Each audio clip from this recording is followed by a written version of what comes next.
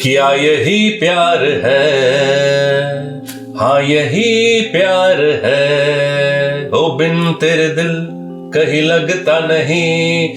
Sanju movie जब release हुई थी ना, तो Ranbir Kapoor played such an excellent portrayal of Sanjay Dutt. लेकिन मुझे अभी भी याद है फुल हाउस मूवी थिएटर में जब ये गाना, वो वाला जो पोर्शन आता है ना, जब रॉकी की शूटिंग चल रही है, तो किशोरदा की आवाज में जब ये गाना आता है, the audience erupted into a round of applause. इसीलिए तो कहता हूं कुछ चीजें ना कल्ट क्लासिक है। Welcome to A list with Arvind. आज हम रॉकी मूवी के बारे में आपसे बात करने वाले हैं। ए लिस्ट विद अरविंद। 1993 को क्षत्रिय और 2003 को लगे रहो मुन्ना भाई, दत्त साहब और संजू बाबा को एज अ फादर एंड सन हमने देखा। बट इस सिलसिले की शुरुआत हुई थी with a movie called Rocky release हुई। मानो या ना मानो, सबसे पहले दत्त साहब का जो किरदार था वो एक्चुअली ऑफर किया गया था विनोद खन्ना जी को। लेकिन विनोद खन्ना जी तो आध्यात्मिक यानी स्पिरिचुअल जर्नी पर चले गए थे और उन्होंने संन्यास ले लिया था सिनेमा से। एंड दैट्स व्हाई दत्त साहब had to come back from America and play the little cameo role in Rocky. ओहो, अरे शंकर, अबे मुझे कुछ कहा?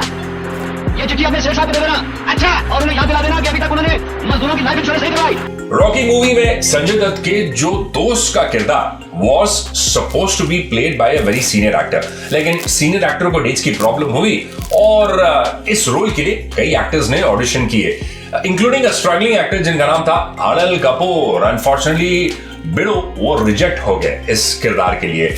और फिर पता उन्होंने क्या किया, he literally stalked Sanjay Dutt in his badminton, उनके जिम में जहां पर वो जाते, रिक्वेस्ट करने के लिए कि इस रोल को अगर उनको प्ले करने का एक मौका दिया जाए then he will do proper justice to it.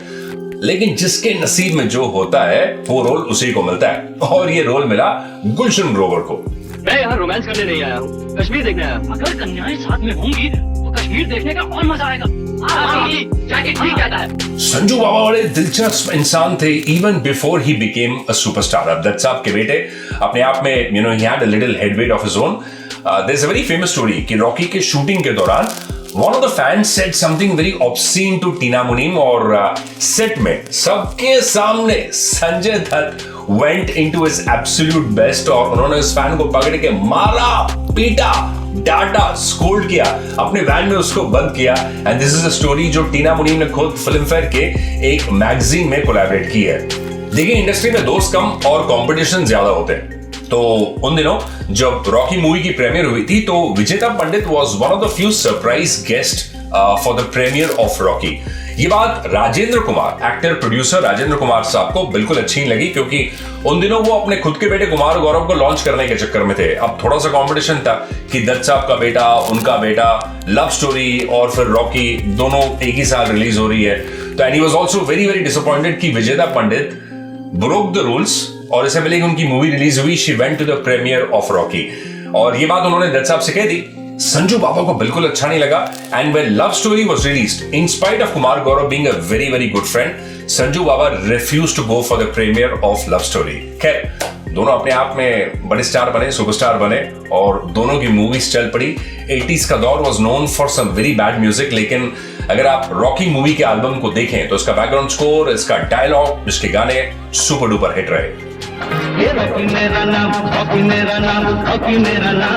A list with Arvind में हम और किन मूवीज के बारे में बात करें, आप जरा कमेंट करके हमें बता दें। Till then stay connected, stay happy and stay cool, retro always.